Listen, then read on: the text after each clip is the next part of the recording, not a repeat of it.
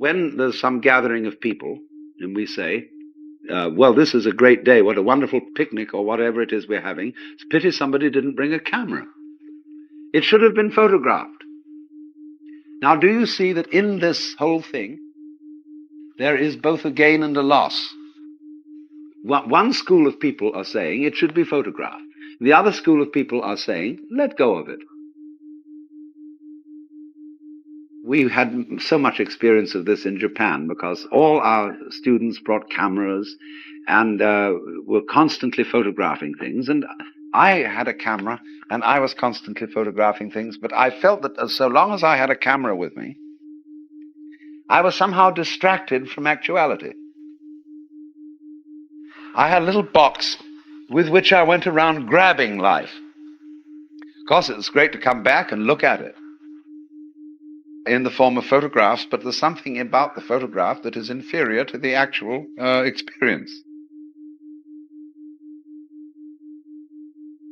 There is an immense fascination in photography, in painting, in reproducing.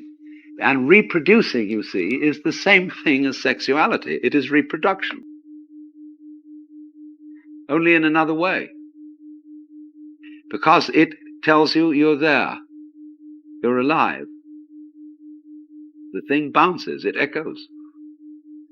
So the duplicity in all this is one school of religious people say, let it all go, don't be attached. And they also say, live in the moment.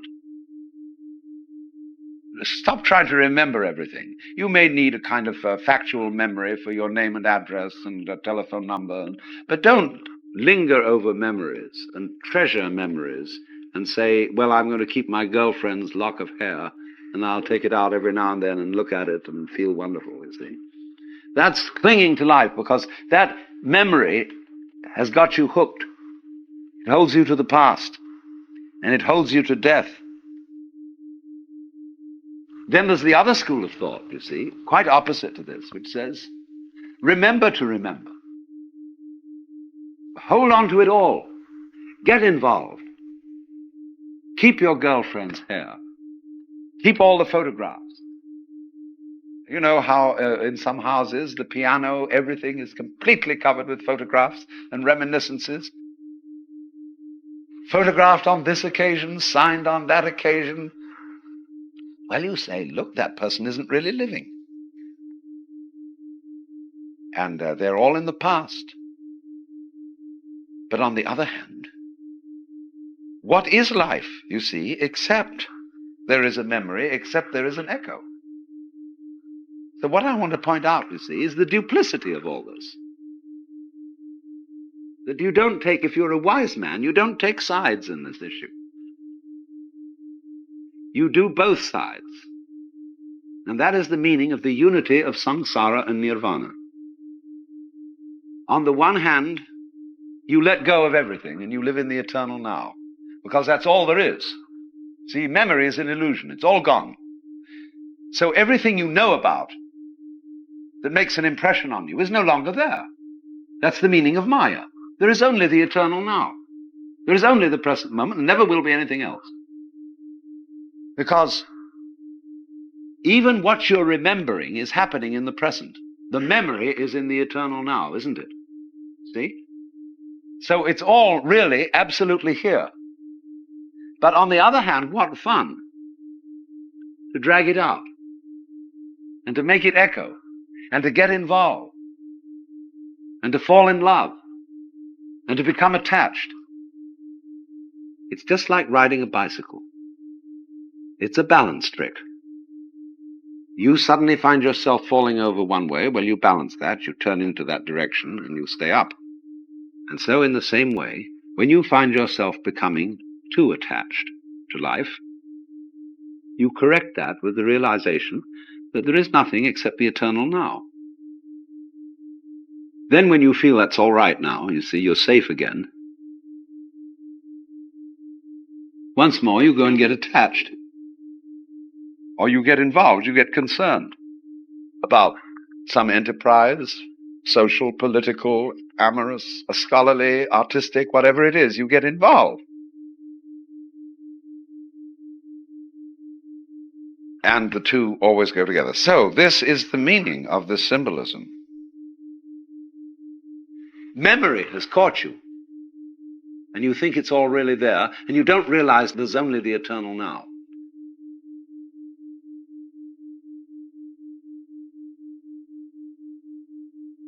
And you need to know that in order not to get quite lost. Because if you go out to any one end of the spectrum, you forget you're there. That's sort of a non-existence. You can't really non-exist. You'll always come back eventually. But if you get one extreme too much, you don't know you're there. The real you.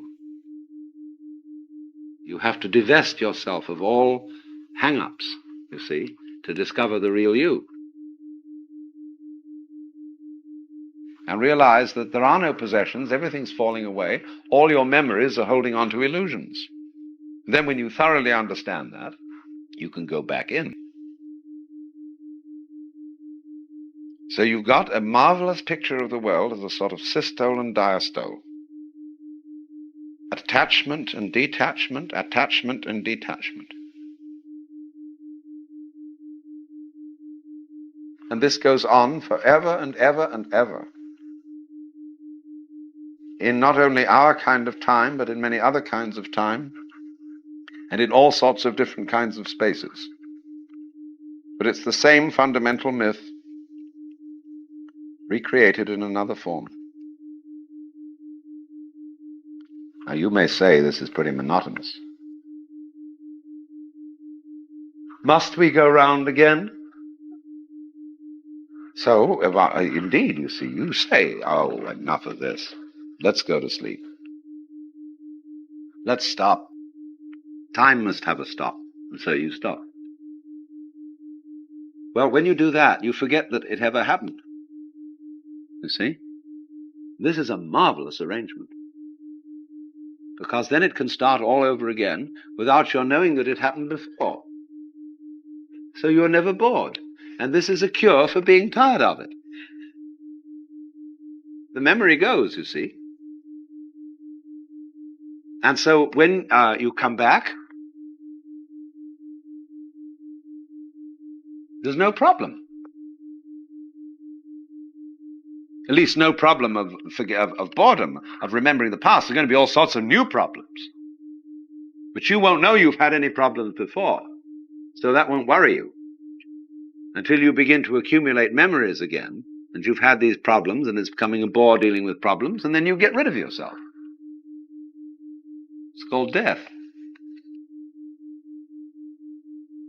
It's a beautiful arrangement for keeping everything young and new. And for keeping the universe running without getting tired of itself. And that's the definition of keeping on. See, memory, remember, creates the future as well as the past. You wouldn't know you were going to have anything happen tomorrow unless something had happened yesterday. You figure because the sun rose yesterday and yesterday and yesterday that it will arise again tomorrow. If you didn't remember it, you wouldn't know there was going to be any tomorrow. Because there isn't. Tomorrow is an illusion. So is yesterday. Simply isn't here. Where is it? Bring me tomorrow's newspaper. Now this is perfectly marvelous arrangement, you see. So that you may feel as you think these things over that you are almost on the verge of going mad. And what gives you the sense of going mad is that you think you're not in control and that it's all lost and someone else is going to take over. Or something else is going to take over. Well, of course it has to. Because, like you say, when you've driven long enough in the car, you say to your wife, will you drive for a while, please? You want relief. So something else has to take over. But it's all you.